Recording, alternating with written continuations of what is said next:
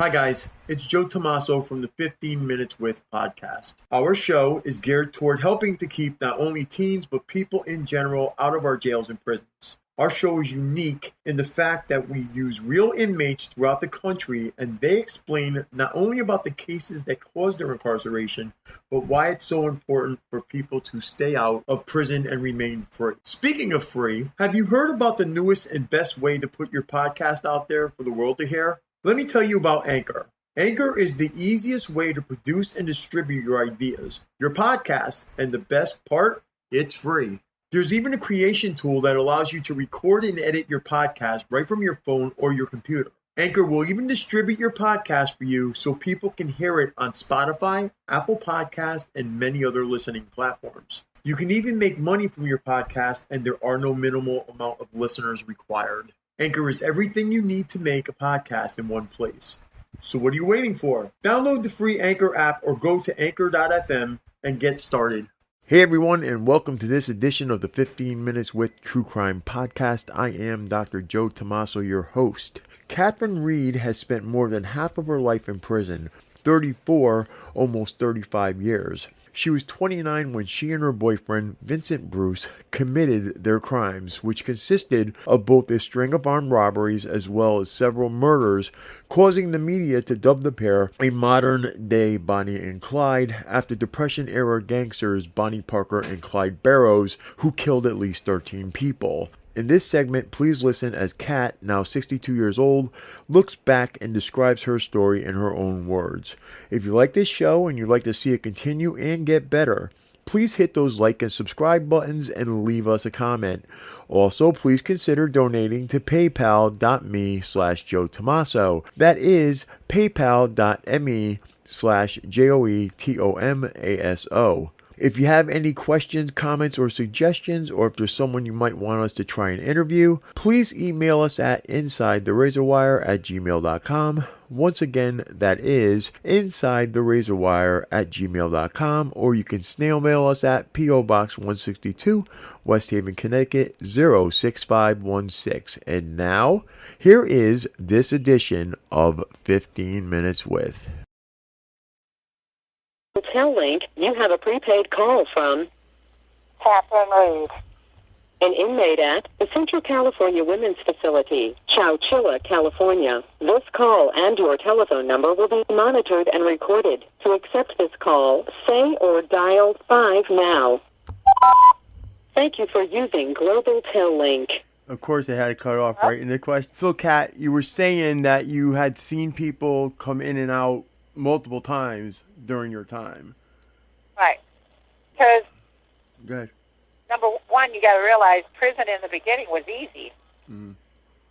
We had everything in our boxes. I mean, you had women here had dresses and heels and everything.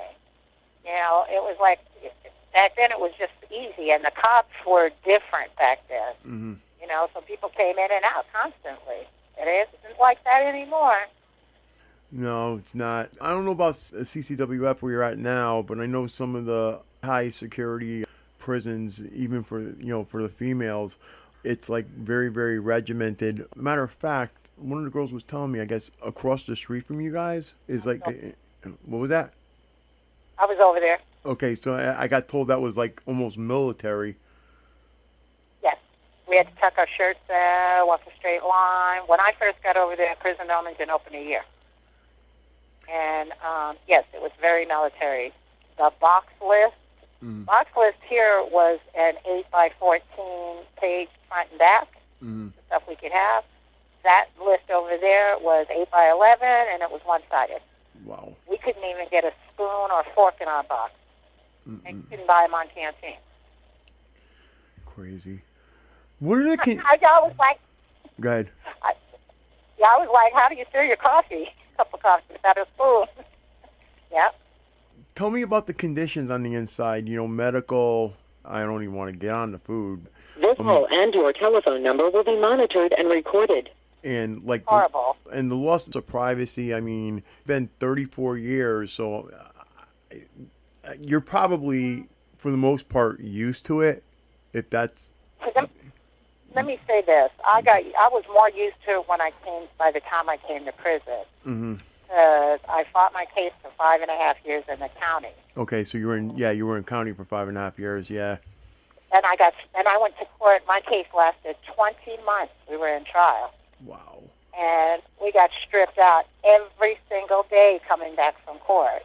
So that's another thing too. I always bring up the fact of, I guess you guys have 8-person cells. Yes. With the toilet and the shower on the inside. Right. And when I was talking to Valerie, she actually brought up the fact that here it is, 4:30 in the morning, trying to do this without, waking anybody up, trying to do this without having anybody see you, get a little bit of privacy. And here comes the guard doing count when it's a male guard. And right. But here's the other thing too. And I never, you're going to be the first one that I'm actually doing this with. You were talking about getting stripped out. I don't even think that the listeners know what you're talking about.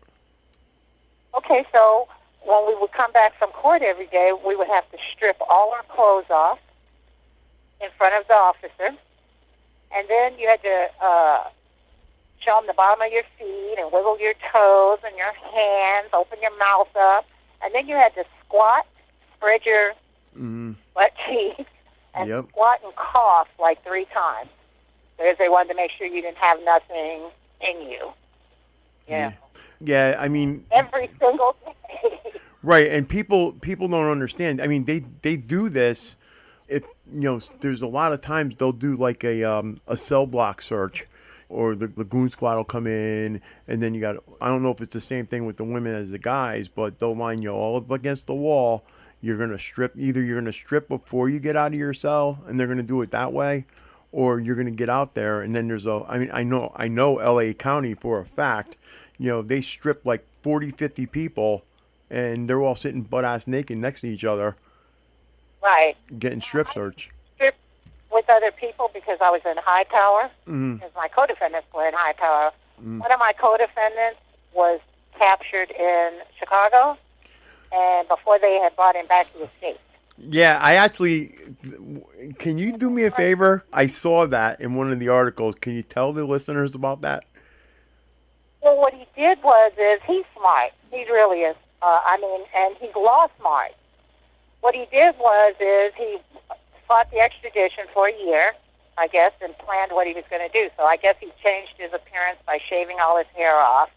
And then he had been working on fashioning a gun out of a bar of soap. And I don't know, I'm assuming he got the black polish, probably shoe polish, to paint it. Because the officer he pulled it on said it actually looked like a .25 automatic. So the officer's bad. He was escorting my co-defendant and another guy into the infirmary, and they have an underground tunnel. And so he pulled the gun on him. He had him cuffed from the front. That was his bed. And he pulled the gun on him. So he made both of them go into a bathroom that was down there, and he had the officer strip out of his uniform, plus give him the key to the handcuffs or whatever. Put the officer's uniform on and had the officer dress in his clothes, and then he tied both of them up. He had already had stripped up pieces of sheet with him, and he tied both of them up in the bathroom, and then he walked out because he was dressed in the officer's uniform. Yeah, and they let him right out because they thought it was a CO. Right, and by the time the officer got himself untied and ran out of the bathroom and was screaming and escaped, they thought he was a prisoner because he was dressed in my co-defendant. I gotta tell you, I read that and I was just like in awe. They actually compared it because that's how John Dillinger escaped prison back in the day. Yeah. Yeah. And I've actually... he probably read that in a book and that he pulled it off. But it took him a while. I was in shock, and I'm like... and he was out for... Was it a year that he was on the run? No, I don't think it was that long. Okay. But me and my other co-defendant were in custody, and because he did that, they started putting leg irons on us whenever we went out. Yeah, I kind of think that because of him taking off, it probably put you guys on some kind of like administrative seg or something to that effect. Right. Yeah, I figured. And both of my co-defendants were gang members. Oh, yeah. I mean, that's what you had brought up earlier, That's what you had brought up earlier, was that, you know, in order to sell drugs in a neighborhood, you had to get in with the gang. So my one co-defendant, the one who escaped, is very knowledgeable also in the law, and very smart. So he's actually one of the top guys in gangs. He spent many years in Pelican Bay Shoe because of who he is. He is close friends with Doc Holliday. He's close friends with John Stinson. I got to ask you something. Actually, I got to ask you two questions. The first question is, yeah, you know what? I'm not going to ask you the first question because I don't want to jam you up. You can ask me. Yeah. So here's the thing. This call and your telephone number will be monitored and recorded. What do you mean you don't want to jam me up? I'm an open book. I don't care about. No. I don't mean like that. I mean with the prison. I don't want to get you in any trouble. Here's the thing. If you were able to talk to these guys that were convicted with you, okay, like right now, what would you say to them? Well, you know, the thing is I can write them if I want to. I choose not to. Okay. Because the bottom line is, I'm in a different path of life than what they are. I don't know what path they're walking on. Because, like I said, they're both gang members. I haven't heard anything that they've dropped, that they're dropouts or anything. So I'm assuming they're still walking that path. And we're just not on the same path anymore. I'm more like I went back to my roots. I'm back as being a Jehovah's Witness. And I'm sure that over 34 years, you've probably done several programs there and stuff like that, so that this way you can, if there's any way for you to wind up getting released, because I mean, California, they just released, 28 people that were, LWOPS. They got pardoned, they got commutations, the whole bit. So there is a possibility. I mean, it might be tough, but I don't see that. To be honest with you, I'd be shocked if I got a commutation. Okay. Because there were so many victims. Okay. So basically, based on the notoriety of your case, you're saying. And because it was it was so many people. There were 5 victims. Okay. And so, if anybody's got any kind of political ambition, who's going to let me out with that many victims? Well, the thing is, too, I just read that one of the Congress people from New York actually said she has the solution for prison overcrowding, and that's just basically to stop making prisons. Yeah, exactly. And the funny thing is, though, I'm sure you're aware, especially in the 80s and early 90s, that's all they were doing. They were building prison. It was like get tough on crime kind of thing. I got arrested in '87. There were 11 prisons in the state of California. By the time I came to prison, there were 33 prisons. That's crazy. 5.5 years span, it went from 11 to 33. So you tell me, what were they doing? Yeah, exactly. But the thing is, too, we brought up people, even when I talked, when I talked to Val and I talked to, Michelle and a lot of the girls, and they bring up, some of these, these women are, they're doing drugs, they're doing this, they're doing that.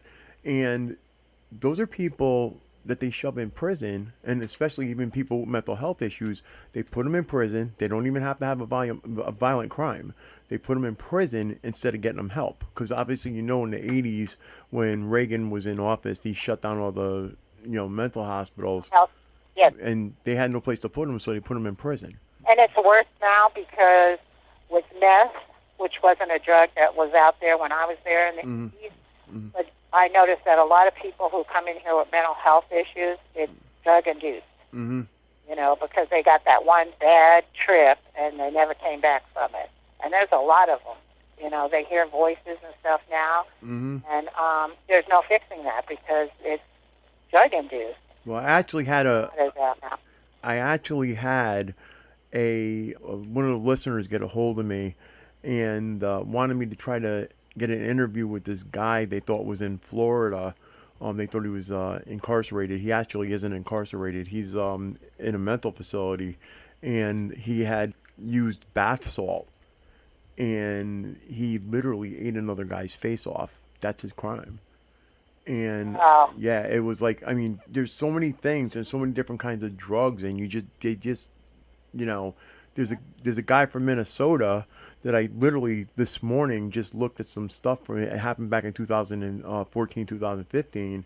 You know, he killed his whole family high on mushrooms. Yeah. Yeah. Yep. And I just, The sad thing is some people come here and they still do them. that's another thing. Yeah, I got some guys that are up at Donovan that I talked to. They actually said you could probably find more drugs and better drugs in the prison than you can on the street. Yep.